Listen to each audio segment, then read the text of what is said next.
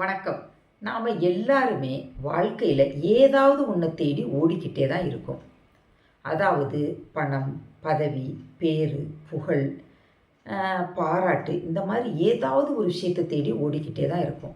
இது எல்லாமே இருக்கிற மனிதர்கள்கிட்ட உங்கள் வாழ்க்கையில் எது தேவை அப்படின்னு கேட்டால் என்ன சொல்லுவாங்க தெரியுமா? எனக்கு எல்லாமே இருக்குது, ஆனால் எனக்கு நிம்மதி தான் இல்லை, எனக்கு நிம்மதி தான் வேணும் அப்படின்னு சொல்லுவாங்க. நிம்மதியாக இருக்கிறதுக்கு நான் சொல்கிற இந்த 10 வழிகளை கடைப்பிடிங்க. பார்க்கலாமா? வாங்க. 1. எனக்கு பிடிச்ச மாதிரி தான் எல்லாருமே நடந்துக்கிடணும், நான் சொல்கிற மாதிரி தான் எல்லாருமே செய்யணும் அப்படிங்கிற எண்ணத்தை கைவிற்றணும். ஒரு சில விஷயங்கள் தான் நம்ம கையில் இருக்கும், பல விஷயங்கள் நம்ம கையை மீறி தான் நடந்துக்கிட்டு போகும். நம்ம கையில் இருக்கிற விஷயத்தை நாம் சின்சியராக பெர்ஃபெக்டாக நம்ம செஞ்சோம் அப்படின்னா மற்ற விஷயங்கள் எல்லாத்தையுமே இறைவன் பார்த்துக்கிடுவார்.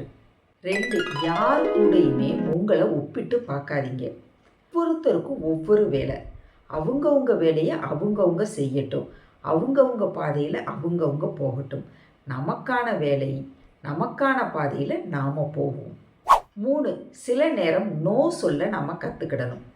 எல்லாருக்குமே பிடிச்ச மாதிரி தான் நம்ம வேலை செய்யணும் அப்படின்னு நினச்சி, எல்லாருமே திருப்திப்படுத்தணும் அப்படின்னு நினச்சி நாம் ஒரு வேலையில் இறங்கணும் அப்படின்னா நம்மளுடைய நிம்மதி பறி போயிடும்.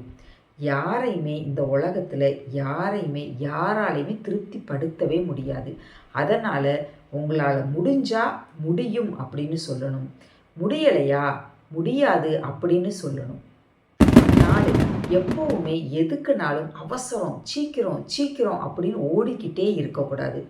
வாழ்க்கையில் கொஞ்சம் நிம்மதியாக, அமைதியாக, பொறுமையாக கொஞ்ச நேரம் உட்காரணும்.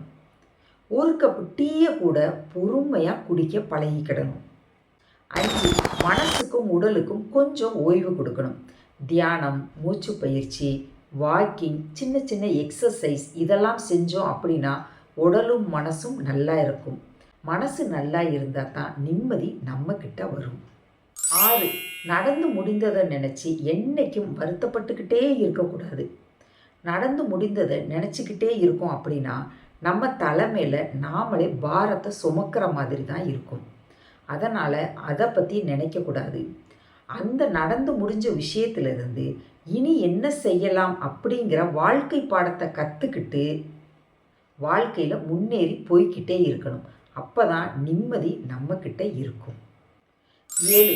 எல்லாரையுமே மன்னிக்க கற்றுக்கிடணும். தவறு செய்யாத மனுஷன் இந்த உலகத்திலே கிடையாது. தவறு செஞ்சு தான் செஞ்சது தவறு அப்படின்னு திருத்திக்கிட்டு நம்ம கூட இருக்காங்க அப்படின்னா அவங்கள மன்னித்து அவங்கள நம்ம ஏற்றுக்கிடுவோம்.